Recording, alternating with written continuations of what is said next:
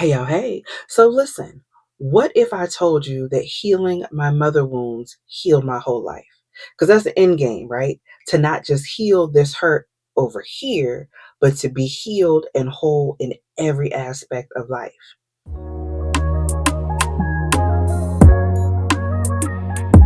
Now, when I started my healing journey, it was just to heal my mother wounds. I had no idea all of the other ways my life would come together from focusing on this one area, mainly because I didn't know this one area had such a huge impact on the other areas of my life, like being a wife, being in friendships, or even the dreams and goals I had that I'd given up on for no real solid reason I could pinpoint.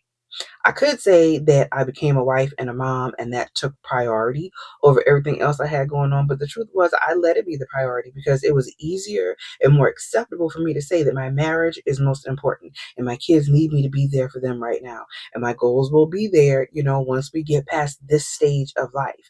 When the truth was, I let the residue from my childhood pain lull me into a space of fear that dictated how I was willing to show up or not show up for myself so that the people around me would be happy enough with my choices that they wouldn't leave me and I'd never be lonely. When in actuality, I was surrounded by people, so I wasn't alone, but lacking the strength and courage to be who and do what I was created for left me lonely. It left me depressed, dissatisfied, unfulfilled, no matter how grateful I was for the blessing of an amazing husband and wonderful kids.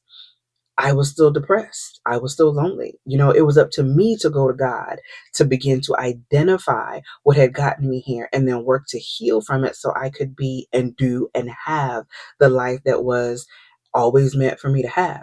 So even if you don't think you have mother wounds or you don't think that healing them or healing from the hurt that the relationship brought, here are 7 or 8 unexpected things that came from my mother wounds healing journey.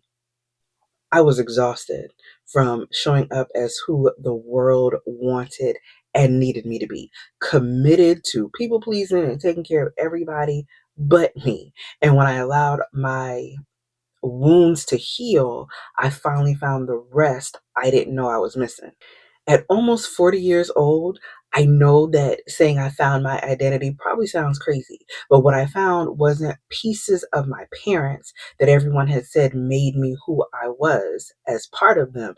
How people do, meaning no harm at all when they say you have her smile or his eyes or her laugh and his attitude. But this journey taught me that not only was I more than that, but I was a whole me that God created that had been hidden under everything else I'd allowed to identify me. The me that had been showing up all those years was the version of me I created to survive being everybody's everything. So they would love me, so they would stay with me. But that wasn't me. There was a version of me that craved boundaries and peace of mind and true comfort, knowing that I could tell the people I loved no and how I really felt about things, including the way they treated me without losing the relationship. And if I lost the relationship because they didn't like my boundaries, then maybe it wasn't a relationship I was meant to have. For decades, I made fear an idol. At one point, I said that I made my mom's feelings an idol, but when I realized I was showing up the same way in other relationships, I realized that it wasn't her feelings I was putting above my obedience to God, but the fear that if I didn't regard her feelings over what God called me to do, she would stop loving me. And when I realized that I was doing the same thing with my husband's feelings, afraid that he wouldn't want me working on what God called me to or working on the things that he knew I'd been working on because one day I'd get too big or too wealthy and he'd stop loving me, which was a lie straight from the pit of hell because he's always been my biggest supporter. But the enemy wanted me to stay in this place of fear that would keep me in a state of idolatry I didn't realize I was in. But when I did realize it, I came out of it. I came out of agreement with the spirit of fear and moved like a woman who knew her people, especially my husband, would support me and refused to let anything else keep me from obeying God anymore. And my fearlessness grew as I continually found myself in God. I used to have this 5 subject notebook that I write down ideas and goals and plans that I complete some, far off day. But somewhere along the line, I lost it. And at some point, I lost the desire to dream that went with it. But my healing journey taught me that not only was it okay to dream again, but to actually start walking those things out and making those dreams finally a reality. Matthew 10:14 says that if no one will welcome you or receive your words, wipe the dust from your feet as you leave that city. And Isaiah 50:7 says, "For the Lord will help me, therefore I will not be confounded. I have set my face like flint, and I know that I shall not be ashamed." When I found these 2 scriptures and really read them, I was like, God is giving me permission not to care. Which is funny because my kids always tease me about not caring. They're like, Mom, you really don't care about nothing. And it's not that I don't care, but I don't care. And that's simply to say that the things I'd once allowed to shape me and my actions and my responses don't matter to me anymore. Once I stopped and looked at the big picture of my health and my value to God and the positions of power He placed me in this life, and how He so lovingly healed me of the trauma of my past and the lies the world would rather I believe about myself. All those things people want you to think are true about you as the you used to be, the you that you've overcome. They can't offend you anymore if you don't believe they're true. So it's not that I don't care. I'm just continually working to be unoffendable, because being offended clouds your judgment, causes you to be highly emotional, and actually shows you the area or areas where your heart needs work.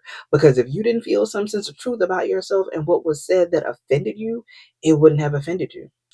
At the beginning of my healing journey, that I didn't know was the beginning of my healing journey, I had a group of friends that I backed away from while I was dealing with my foreclosure.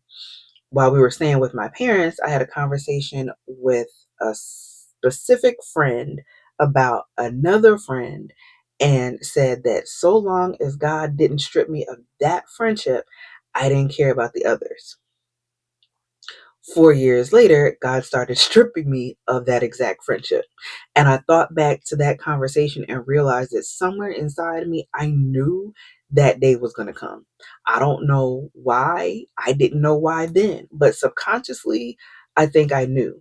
And it wasn't until God started revealing the heart of that person and small things that I'd seen but dismissed for one reason or another, mainly because I think I wanted to be loyal to a friendship I'd had for so many years. But once I started letting go, I saw how much holding on had been hurting me. I'd been stressing about the feelings, stressing about their health, stressing about the state of their relationship, stressing about making sure I was doing enough to check in on them while not being checked on by them. And by the time I'd fully let go, I really wondered, what was it that I'd been holding on to so hard? Now, everyone isn't going to learn or gain the same things on their healing journey as I did, because we've all got different things to overcome and we're all totally different people. But I promise you, if you give yourself the chance to start healing, you'll definitely grow. So, click the link in the description box below to get your Unloved Daughter healing bundle before the deadline ends. And until next time, y'all stay blessed.